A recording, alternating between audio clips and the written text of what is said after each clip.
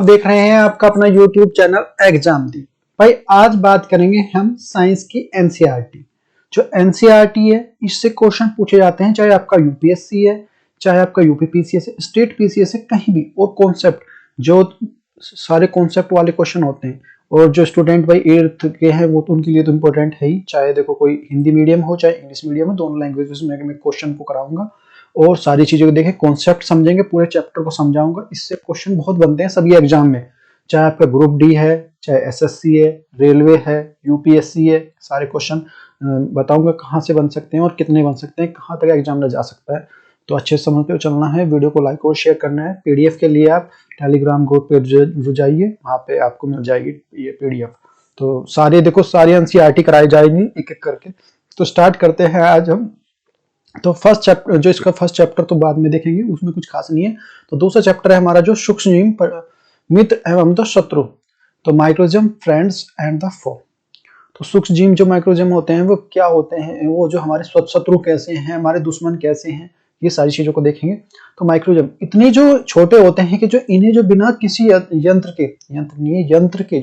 यंत्र जो इंस्ट्रूमेंट की सहायता से देखा नहीं जा सकता। कितने बहुत ज्यादा छोटे होते हैं, बिल्कुल माइनर, एक तरह से बहुत माइक्रो। बिल्कुल माइक्रो का मतलब होता है बिल्कुल छोटे। और 4 वर्गों में विभाजित किया जा सकता है इनको। तो we can divided in the 4 parts. तो 4 पार्ट, फर्स्ट है हमारा जो बैक्टीरिया, इसको जीवाणु बोलते हैं। सेकंड हमारा जो फंगी, जिसको कवक बोलते हैं। और प्रोटोजोआ, जिसको जो थर्ड जो प्रोटोजोआ और एल्गी या शैवाल ये बोलते हैं। तो 4 इसके टाइप हो गए, कितने छोटे होते हैं और यंत्र की सहायता से देखा नहीं जा सकता। 4 टाइप है, बैक्टीरिया, फंगी, प्रोटोजोआ और एल्गी। अच्छा, अब इनके बारे में देखेंगे सब चीज के बारे में कि क्या होती है अलग अलग, इनकी क्या वो है, क्या यूजेस हैं, कितने हार्मफुल हैं, कितने नुकसानदायक है। सबसे पहले देखें वायरस के बारे में। वायरस भी सूक्ष्मजीव में बहुत ज्यादा छोटा होता है, लेकिन यह अन्य जीवों जो सूक्ष्मजीवों से जो भिन्न होते हैं, क्योंकि इनके सजीव और निर्जीव दोनों में जनन होते हैं। अच्छा, ये बहुत ज्यादा छोटे होते हैं, लेकिन इन जो सूक्ष्मजीवों से जो अलग होंगे, क्यों अलग होंगे?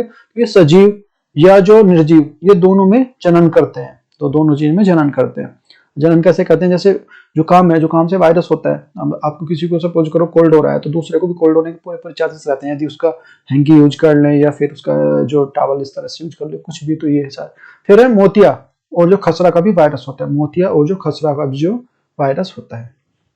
फिर दूसरा आता है हमारा जो सूक्ष्मजीव कहाँ रहते हैं, ये रहते कहाँ? बर्फीली रेत में जो उष्ण गर्म स्रोत है, जो गर्म स्रोतों तक यह है। जो मरुस्थल, दलदल सभी जगहों पर मिलते हैं। और जंतुओं के शरीर में भी ये मिलते हैं, जैसे जंतु जितने भी हैं। और एक केशकुए है, ये जो जीवाणु, शैवाल, एल्गी, प्रोटोजोआ कुछ समूह में रहते हैं। जैसे फंगी ये तो अलग अलग रहते हैं एक एक करके। और ये फंगी एक है समूह में रहेंगे, एक ग्रुप्स में रहेंगे।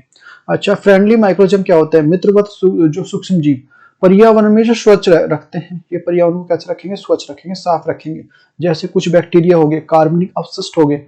और जैसे जो फल, जो सब्जियां, फलों के छिलके, जो मानव मल और पौधे एवं जो जंतु के अवशेष को अपघटित करते हैं। जैसे देखा नहीं, आपके जो मल है, जो लैट्रिन वगैरह है, अगर आप तो उसको, उसमें जो बैक्टीरिया, जो सारी चीज होती है, ये जो माइक्रोजम होते हैं, ये तो ये बैक्टीरिया तो होते हैं जो उसको फिर जो अपघटित कर देते हैं। मतलब सब्जी डाल दी, सब्जी आपने डाल के देख लो, तो धीरे धीरे उसके जो बैक्टीरिया उसमें उसको तोड़ देते हैं। अच्छा, नाइट्रोमोसोम्स और जो एजोप्टोबैक्टर आदि जो जीवाणु नाइट्रोजन का स्थिरीकरण करते हैं और जो मृदा को उर्वरक बढ़ाते हैं। ये क्या करेंगे? काम करेंगे नाइट्रोजन और जो उसकी जो फर्टिलिटी रेट है उसको जो बढ़ाते हैं, उसकी जो उर्वरकता को बढ़ाते हैं। वहीं जो दही में जो लैक्टोबैसिलस नामक का बैक्टीरिया पाया जाता है। Lactobacillus very very most important है वनडे एग्जाम के लिए। तो दही में कौन सा बैक्टीरिया पाया जाता है भाई? लैक्टोबैसिलस नाम का बैक्टीरिया पाया जाता है, जो दूध को दही में परिवर्तित करता है। तो ऐसे भी आ सकता है कौन सा कि दही में लैक्टोबैसिलस नाम का कौन सा बैक्टीरिया पाया जाता है, तो आप बोलोगे लैक्टोबैसिलस। और या फिर दूध से दही के जमना परिवर्तन क्या कहलाता है, तो किस बैक्टीरिया के कारण होता है, तो यहाँ पे भी लैक्टोबैसिलस ही आएगा आपका। फिर आता है नेक्स्ट हमारा जो है सूक्ष्मजीवों का जो वाणिज्यिक उपयोग क्या है, कि भाई इनका हम उपयोग क्या कर सकते हैं, हमारा जो इकोनॉमिक पर्पज से यूज हमारा जो जिससे पैसा आए। तो ये देखो, फर्स्ट हमारा जो ब्रेड, पेस्ट्री और केक उत्पादन में इन्हीं का यूज होता है। अगर ये ना हो तो ब्रेड की सोच भी नहीं सकते। पेस्ट्री और जो केक, इनके बारे में तीव्रता से जनन करता है अपने श्वसन के दौरान, जो तीव्रता से CO2 का जो उत्सर्जन करता है। और C2 जो गैस का बुलबुला बनकर खमीर के जो मैदे का आयतन बढ़ा देता है। जो खमीर को उड़ेगा भाई, ये CO2 लेगा और लेने के भी क्या होगा, खमीर जो बुलबुला बनेगा और उसको जो देखा होगा ना, खमीर को उठा दे, उसको जो उसका बदल देता है, उसको आयतन बदल देता है, उसका वॉल्यूम चेंज कर देता है। थर्ड यूज हमारा जो है, सेकंड जो है, गेहूं, चावल और जो फसलों के रसकों में उपस्थित शर्करा, ग्लूकोज यानी कि यीस्ट और द फॉर्मेशन, जब फर्मिनेशन किया जाता है, इससे जो अल्कोहल का उत्पादन होता है इनसे। जैसे अभी देखा होगा गेहूं से, चावल से, इनसे, या फिर जो गन्ने के रस से, अंगूर से, फलों से, तो क्या बनती है, जो जो शर्करा होते हैं, ग्लूकोज होती है, उससे जो हमारे जो अल्कोहल बनता है, शराब बनती है, बहुत सारी चीजें और भी तो फर्मिनेशन में किया जाता है, उनका जो इनको सड़ा दिया जाता है, तब उससे निकाली जाती है एक तरह से। फिर इसके बाद आता है हमारा ये जो है सूक्ष्म जीवों का औषधि उपयोग। तो औषधि के लिए उपयोग क्या है, मेडिसिन यूज ऑफ द माइक्रोजम। तो बैक्टीरिया और फंगी कवक से जो एंटीबायोटिक बनाए जाते हैं, जितने भी इनसे बैक्टीरिया फंगी से जो यदि ना हो तो एंटीबायोटिक नहीं बनाए जा सकते।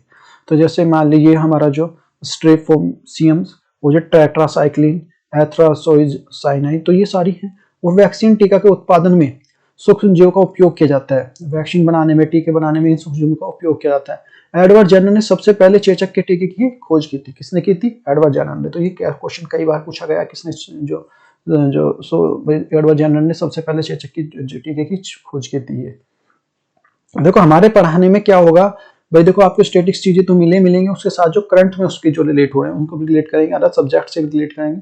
अच्छा, कृषि में सूक्ष्म जीवों का उपयोग क्या है? कृषि में क्या, तो भाई इसमें नील हरित शैवाल का उपयोग जैविक खाद में उपयोग करते हैं।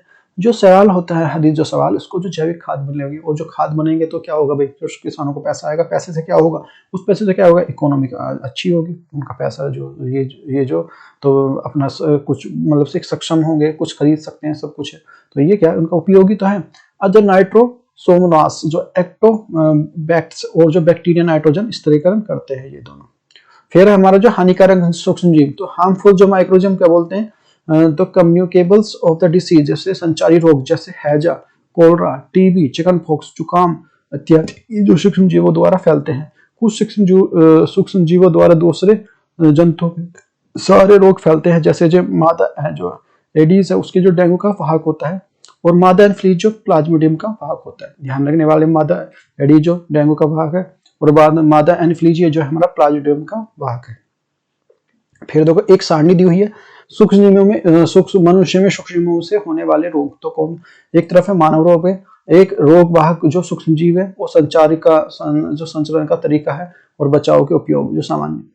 पहला है हमारा जो क्षय रोग, जिसको जीवाणु द्वारा होता है, और वायु इसके द्वारा। फिर है खसरा, जिसको जैसे मैमल्स बोलते हैं, तो वायरस द्वारा वायु में। तो ये सारे जो है सामान्य बचाव के, उसमें व्यक्ति की पूरी तरह से जो अन्य व्यक्ति से अलग रखना चाहिए। सपोज करो किसी को हो गया, तो उसे अलग कमरे में, अलग सारी चीजें, चादर वगैरह और पानी वानी के अलग सारी चीजें उसको रखने की कोशिश करो।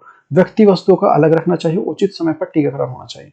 फिर चिकन पॉक्स, ये वायरस है, सीधे जो वायु और सीधे संपर्क में आने से फैलता है। फिर पोलियो वायरस है, और जो जलवायु से फैलता है। नेक्स्ट हमारा जो हैजा, जीवाणु, जल और भोजन द्वारा। जीवाणु है, हैजा जीवाणु से फैलता है, जल से, और जो भोजन से, दूषित जल यूज करने से। फिर हमारा जो टाइफाइड जीवाणु से, ये भी जल के द्वारा फैलता है।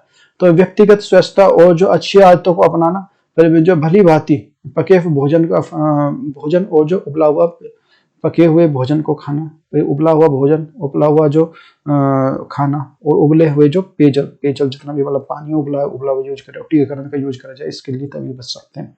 नेक्स्ट है हमारा जो हेपेटाइटिस ए, ये वायरस है, ये जल द्वारा फैलता है, उबले द्वारा जो पेयजल का उपयोग इसमें, और टीकाकरण का इसका जो बचाव है।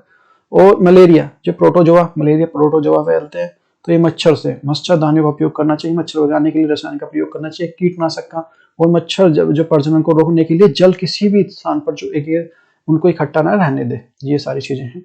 फिर हमारी जो सारणी 2 है, सूक्ष्म जीव में पौधों में होने वाले कुछ सामान्य रोग। तो पहला हमारा जो पादप रोग, सूक्ष्म जीव और संचलन का तरीका, और ये चित्र देख लेते हैं। तो नींबू कैंसर, ये जीवाणु द्वारा होता है, और वायु संचलन का जो फैलता है, उसमें जो वायु इसमें सबसे महत्वपूर्ण भूमिका है। और ये जो देखो नींबू, ये चित्र में दिखाया गया। फिर है गेहूं का यीस्ट, ये कवक है, वायु और तेज बीज इस तरह से फैलता है। फिर भिंडी का पीत, ये वायरस है, और ये कीट द्वारा इस तरह से फैलता है। फिर देख लेते हैं नाइट्रोजन चक्र, वेरी वेरी मोस्ट इंपोर्टेंट, इससे क्वेश्चन बनाइए। तो मिट्टी में उपस्थित जो नाइट्रोजन यौगिक, तो ये पौधों का द्वारा अवशोषण करते हैं, लेंगे, और जो जंतु द्वारा पौधों को जो खाते हैं उसके द्वारा। फिर यहाँ पे जो उत्सर्जन एवं जो पौधों की मृत्यु को उत्पादन नाइट्रोजन का अपशिष्ट हो जाता है, ऐसी चलती रहती है साइकिल। अच्छा, यहाँ से जो जीवाणु द्वारा नाइट्रोजन यौगिक गैस ये नाइट्रोजन में परिवर्तन करते हैं, फिर ये वायुमंडल में जाती है, फिर वायुमंडल से जो यहाँ पे ये तड़ित द्वारा जो नाइट्रोजन स्थिरीकरण होती है, फिर जो ये वायुमंडल नाइट्रोजन के जीवाणु और जो नीले शैवाल को स्थिरीकरण यहाँ पे करते हैं, और जीवाणु द्वारा जो स्थिर नाइट्रोजन यौगिकों में परिवर्तन कर देते हैं, फिर इस तरह से यहीं पे आ जाती है, नाइट्रोजन चक्र बोलते हैं इसको। भाई देखो, अगर वीडियो अच्छी लगी है, थोड़ा कॉन्सेप्ट मिला है, थोड़ा भी समझ में आया है, थोड़ी भी चीजें, तो वीडियो को ज्यादा ज्यादा लाइक करना, शेयर करना, तभी एनसीईआरटी सारी कराऊंगा, सब चीज की, चाहे मैथ की है, चाहे इंग्लिश की है, चाहे आपका ग्रामर है, और चाहे हिस्ट्री, ज्योग्राफी, इकोनॉमिक्स, सभी को लेके आऊंगा। बस देखो, आपका प्यार चाहिए और आपका सपोर्ट चाहिए, तो वीडियो को ज्यादा ज्यादा लाइक करो, शेयर करो। Thank you for watching, take care, bye bye. और कमेंट बॉक्स में लिख के बताएं कि आपको